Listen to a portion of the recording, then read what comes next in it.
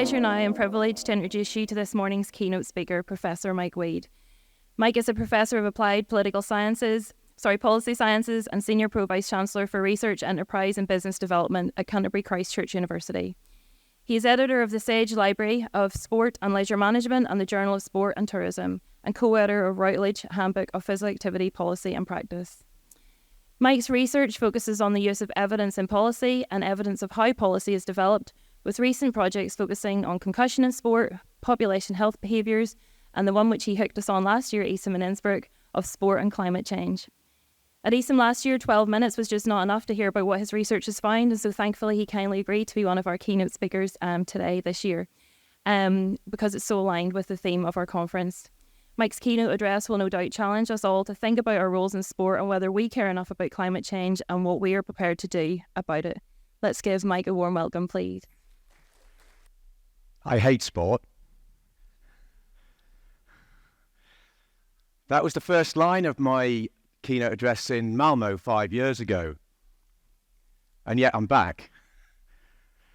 I followed it up by blaming my hatred of sport on you, or sport researchers generally, because I believe, and I still believe, that sport researchers, sports practitioners, sports policymakers start out with the premise that sport is good. This has led to a whole load of research that just tries to prove how good sport is, or prove different ways in which it can be good. And this has resulted in a range of things for which sport wants to take responsibility: physical health, mental health, economic development, world peace, literally world peace. This year, I'm going to do something different. Rather than focusing on things that sport wants to take responsibility for, I'm going to talk about the things it doesn't. And that brings us on to climate change. Does sport care enough about climate change? Well, a quick Google Scholar search suggests it does, because there are about 1.9 million returns when you put sport and climate change into Google Scholar. And you can test this for yourselves now on your phone. I did this about 3 days ago. But the problem isn't the number of returns, the problem is what they say. So these were the top returns when I did the search a few days ago. And if we look at what they're asking, how will climate change affect sport? What's the climate vulnerability of sport organisations? What's the impact of climate change on sport? That question's the wrong way round. It's parochial, it's inward looking. The question sport should be asking itself is, what impact do we have on the environment? What impact does sport have on climate change? Rather than worrying about how climate change is going to impact sport. But there is some work that's asking the question the other way around. This review was published earlier this year, and it's one of the first that really tries to bring together a systematic review and meta-analysis to bring together the question of what are the impacts of sport on climate.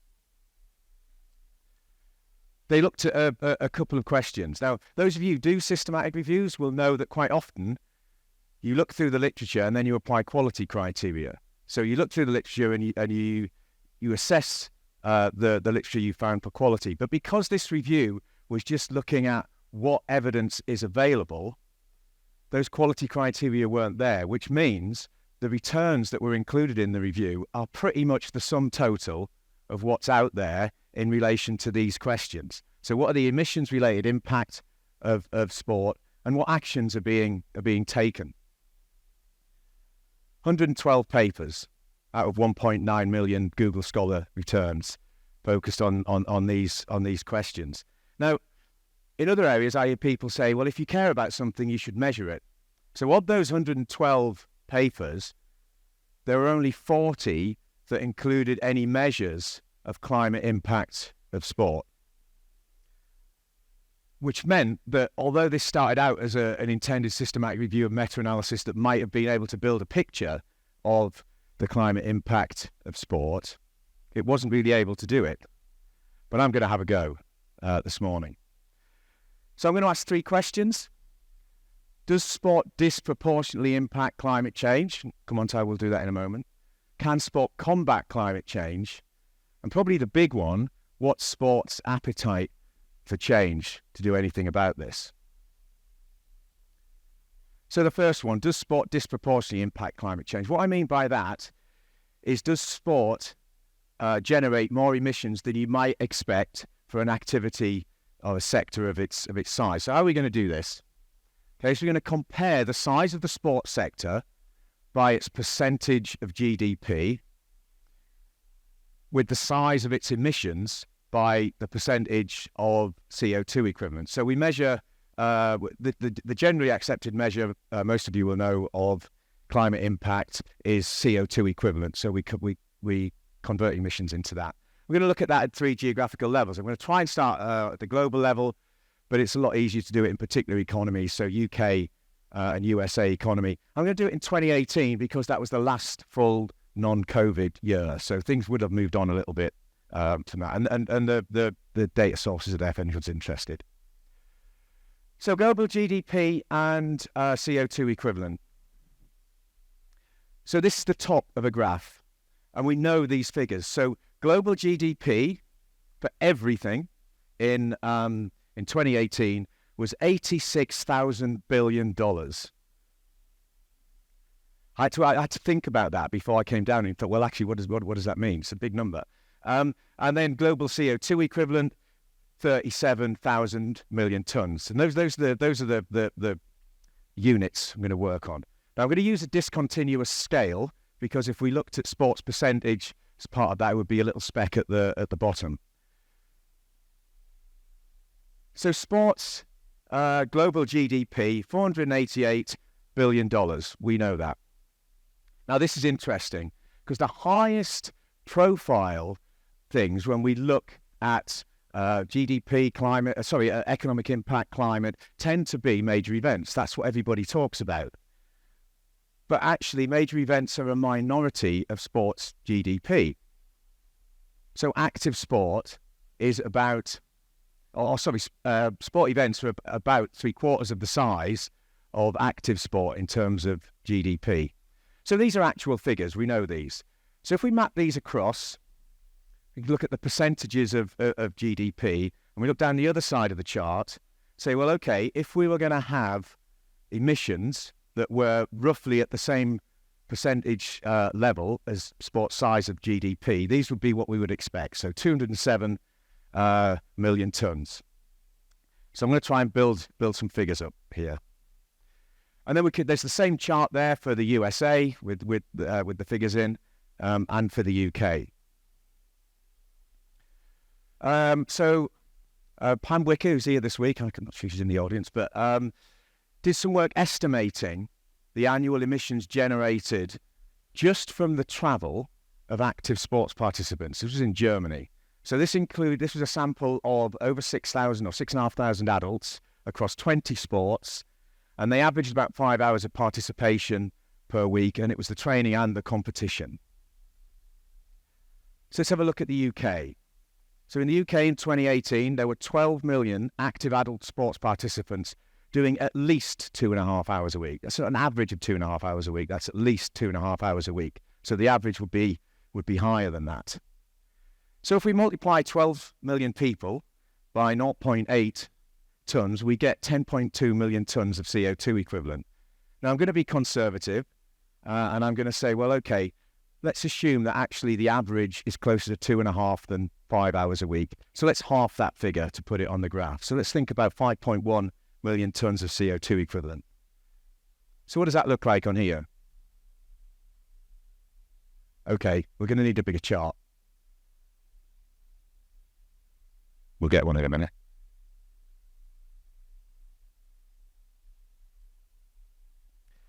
So active sport, now, 2.5 times what we might expect for active sport in terms of CO2 emission. And this is partial because it's only the travel, it's not the consumption, it's not the equipment, and it's only adults.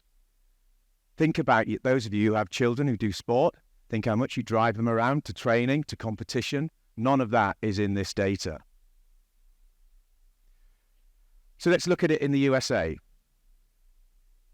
50 million core regular sports participants. These are those aged 26 plus, just in the 12 most popular competitive sports. 42 million tonnes of CO2 emission. Now, given these are only in the 12 most popular competitive sports, I think that's a reasonable figure to put on the chart, if we're being conservative. So there we go. Just less than twice what we might expect for active sport participants. But these are those over 26. So if you were in Simon Shibley's keynote earlier in the week, you'll have heard Simon say that sport participation declines with age. And this is what that looks like. All of those people aren't in those USA figures. So as well as it being only the 12 most popular competitive sports, there's a huge group of the highest participating people that aren't included in those figures. And it doesn't involve children, and it doesn't involve anything other than travel. So that's active sport, conservatively. So sports events and professional sports league, there are estimates for those knocking about. So USA Major League Baseball, the top league only, in one sport only, 2.5 million tonnes of CO2 equivalent.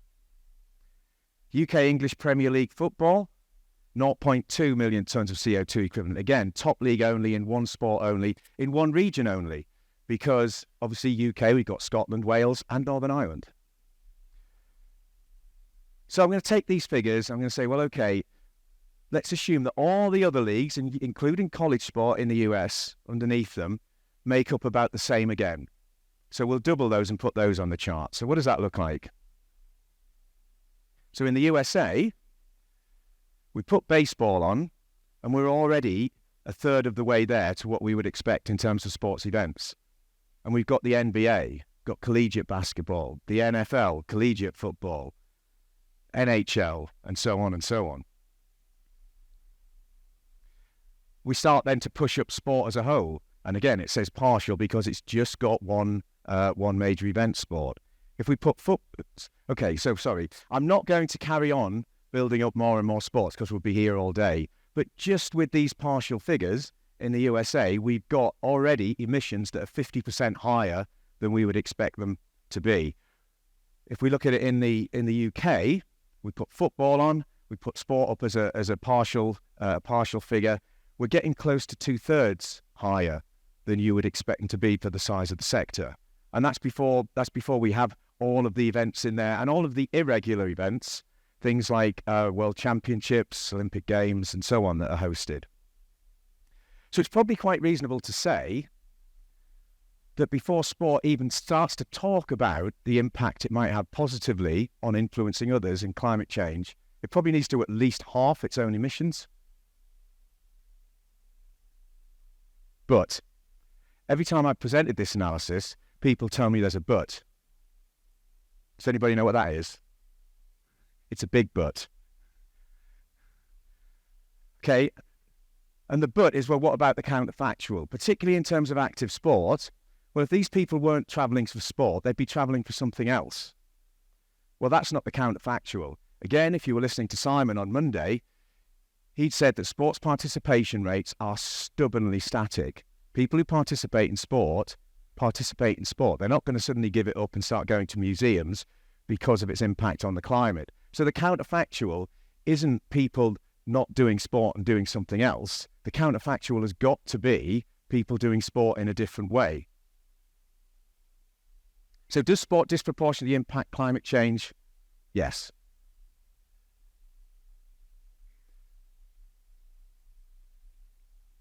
So can sport combat climate change? So I'm going to use an example that anybody who sort of works in this area in sport will have heard of, and it's a football club, a soccer club in the UK called Forest Green Rovers, which promotes itself as the world's greenest football club. So what does it take to be the world's greenest football club? Well, it takes these sorts of things. Kit made out of coffee beans, 100% renewable energy, self-generated solar power, and you can read the rest. So it's a little bit more than just recycling waste and conserving water and so on and so on. And actually, Forest Green Rovers is certified as net carbon neutral by the United Nations. Now, the reason that it's certified as net carbon neutral is because it offsets. So again, for those of you who don't know, offsetting is when you get your emissions down as far as you think you can, and then you pay somebody else to reduce their emissions to make up for it. So, I mean, there's some problems with offsetting, and I'm going to come on to that. In a moment. So, in terms of what sport and this club are doing, what does it look like? What are the different things that are generating those emissions? So we can look at a scale that has at one end things that the club itself does, and at the other end the things other people do, which might be things like fans and so on. Then we can think about things that are within the club's activities, its value chain, and things that are outside it. So what do these four categories look like? Well, direct emissions, these are obvious. The club operations, services, the facilities, the activities that the club does, they're relatively easy to measure. Those of you who work in this area will know these are sort of scope 1 and 2 emissions. Then there are emissions linked to the club activity. So this would be fan travel, fan activity, the club's procurement, what it buys, where it buys it from, what are the emissions in the supply chain. Then there are things outside of the club's value chain that are linked to club activities, and this is where sport claims a lot for itself in terms of its influence. So club influence and advocacy. So because fans are committed to the club, they decide to switch to electric vehicles or decide to switch to vegans because they believe that has a better impact on the environment. And then there's offsetting, which is paying others to reduce on the club's behalf. Now, the first problem with offsetting is quite often offsetting projects are in developing countries because that's where it's easiest to reduce emissions. So what we have is sort of European countries asking developing countries who've not yet had the benefit of industrialization that has generated all the carbon emissions to not gain that benefit because of all the carbon emissions we generated when we were enjoying the benefits of industrialization. So there's a moral problem with some of those offsetting things. But let's think about how that works at the level of global sport. So not just in relation to a particular club, but at the level of global sport. So direct emissions. So all of elite and recreational sport, all of the participation, commercial, public and third sector provision, direct sport provision we're including here, including events. So emissions linked to sports activity, so fan, media, sponsor activity, all of sports procurement and consumption. I'm going to come on to that a little bit in a moment. Then emissions not linked to sport activities. On the positive side, this might be sort of climate advocacy. This might be trying to persuade people who are engaged in sport that because they're engaged in sport, they should reduce their emissions. But on the negative side, you've got sponsorship and consumption influence. So sports teams being sponsored by energy companies, for example. And I'll come on to the consumption influence later. And then offsetting. Well, at a global level, offsetting doesn't work because there's nobody left to ask to offset your emissions for you, unless sport is going to be arrogant enough to say, we are so important that other sectors should reduce their emissions before we do. And de facto, by the way, that's what's happening because sport is producing more than its fair share of emissions. So what should and will sport accept responsibility for? So some studies of the tourism impact of London 2012, the Olympic Games, showed or claimed that tourist visits before 2012, so in the years up to 2012, but not 2012 itself, and after, generated £3.1 billion, which was about 86% of the Games' claimed tourism impact. But if you're going to claim that 3.1 billion economic impact, you have to accept responsibility for the CO2 impact, which is about 1.3 million tonnes, which increases the carbon footprint of the London Games by about 40%. You can't have it both ways. If you want to claim the economic impact, you've got to take responsibility for the associated CO2 impact. But then people might say, well, hang on a minute, you're going to end up double counting, because if you do this by sector and you're counting travel and tourism, surely that's part of the tourism sector. That's part of the travel industry. So let's have a think about this and who's responsible for what.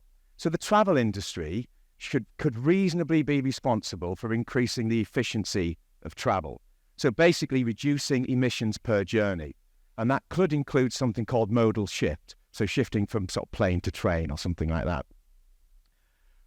But sport is responsible for the volume of travel. If it is requiring people to travel for training and competition because of the places that it puts those things on, that's the bit sport is responsible for.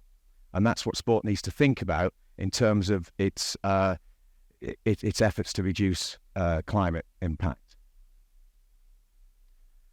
Now, sponsorship influence. This is a really interesting one. So those of you who have Netflix, there's a fairly recent film on there with Matt Damon, which is about how Nike really pursued Michael Jordan in the early 80s to develop the Air Jordan brand.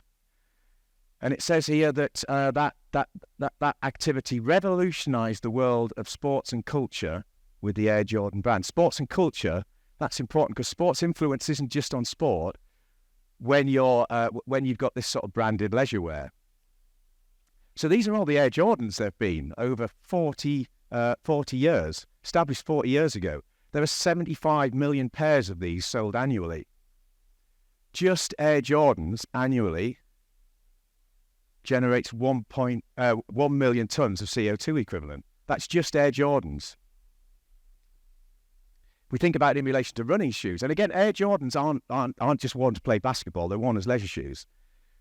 Think about it in relation to running shoes. Around 1 billion running shoes are sold annually. That's 14 million tons of CO2 equivalent. Some of those are used as part of sports equipment, but some of this is about sports brand influence and the idea of sports leisure wear. So if sport is going to combat climate change, it can't just accept responsibility for the red circle. It's got to accept responsibility for the 2 yellow circles. And really, it's got to forget about offsetting because it needs to take responsibility for itself. So what's sport's appetite for change? This is the big question, really. And what sort of change could there be? Well, there could be incremental change. So recycling, limiting waste, conserving energy and water. But to be honest, that's not change at all because everybody is already trying to do that. So that sort of incremental change is just where everybody's going. Could say, well, we need a step change.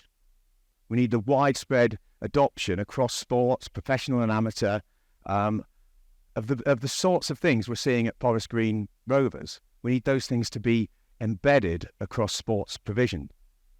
But to be honest, that's just going to nibble at the edges as well. So we might need to think about transformational change. What does transformational change look like?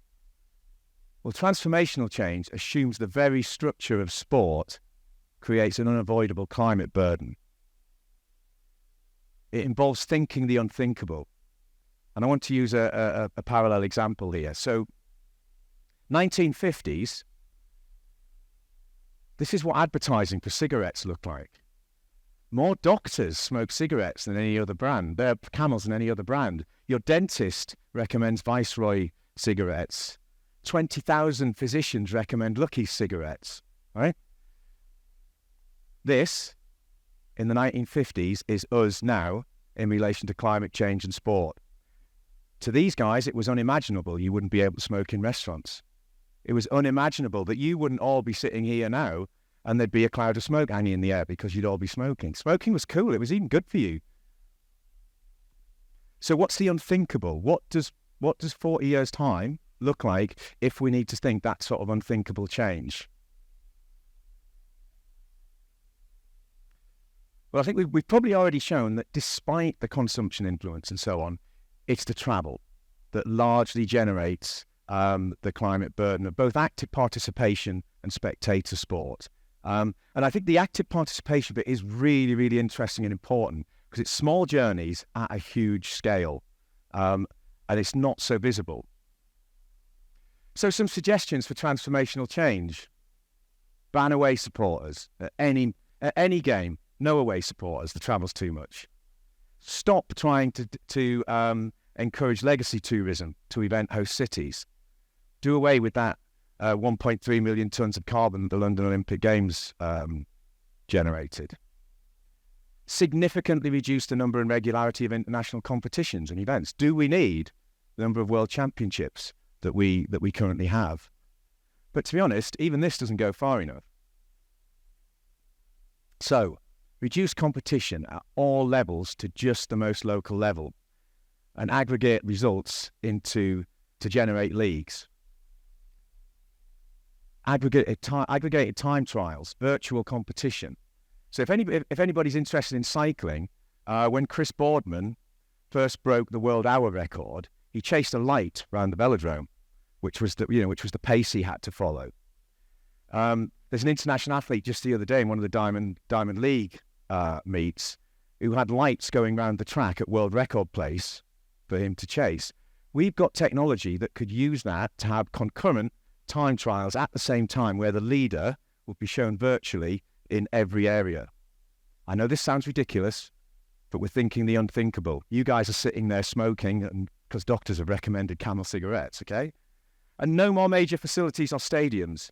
Community provision, very small scale facilities, close to areas of demand, not asking people to travel to get there.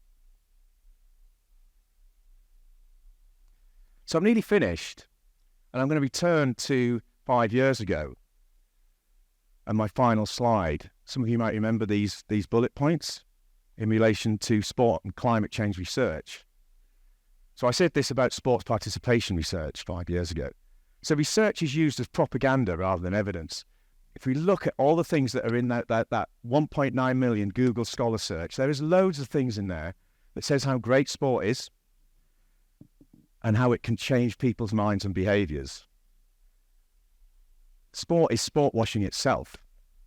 If you don't know the term sport washing, it comes from greenwashing, the idea that corporate companies will have a veneer of climate activity that covers up things that are generating huge emissions underneath. Sports washing is the sport equivalent of that. Sport is standing up and saying, we're sport. We can't be this bad.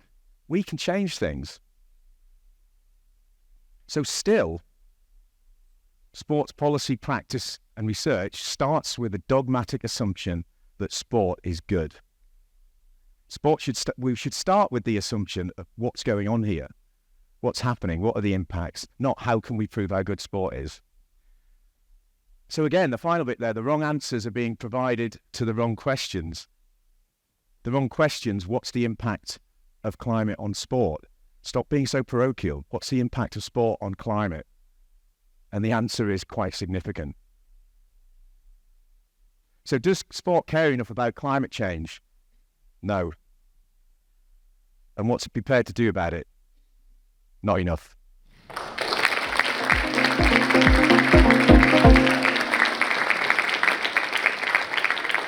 Thanks so much, Mike. Kept very well to time. Well done.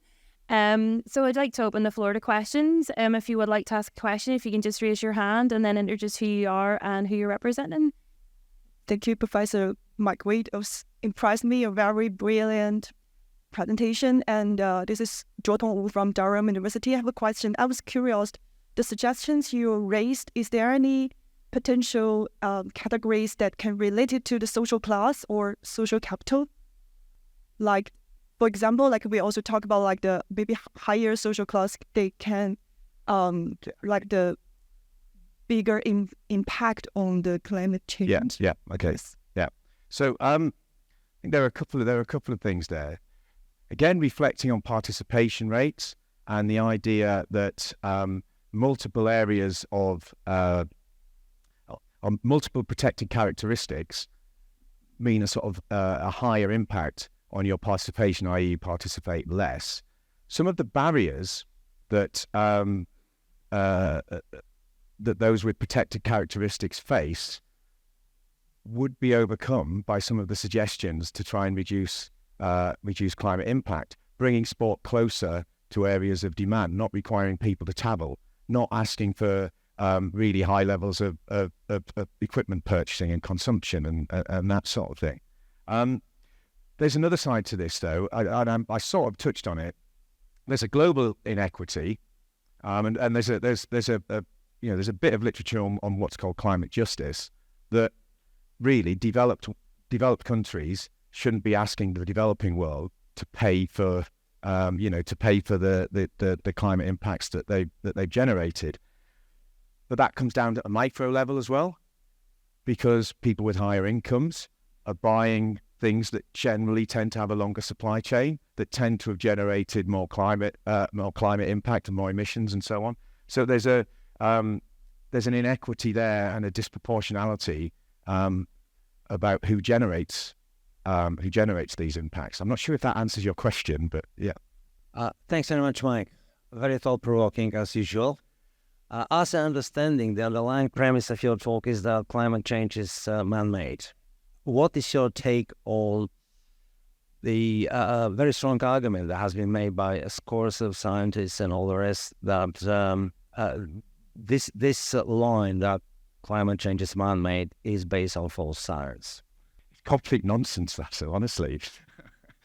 I mean, again, I mentioned tobacco, right? There's a long list of these types of phenomena where industry adopts and incorporates science to try and fend off the inevitable. I mean, we knew in the 60s that tobacco caused cancer, right? It's taken 50 odd years before it's sort of banned in restaurants and that sort of thing. You see the same in relation to research relating to sugar, for example, and nutrition and so on.